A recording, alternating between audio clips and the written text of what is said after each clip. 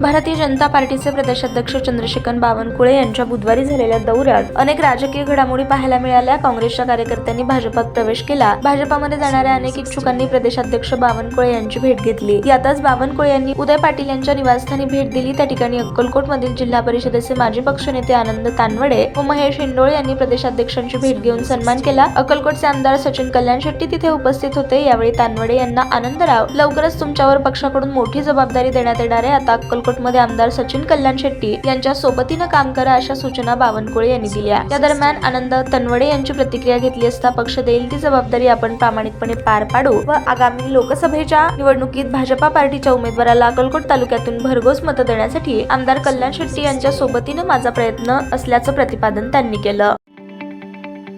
ताज्या बातम्या पाहण्यासाठी प्राईम महाराष्ट्र न्यूज चॅनलला सबस्क्राईब करा।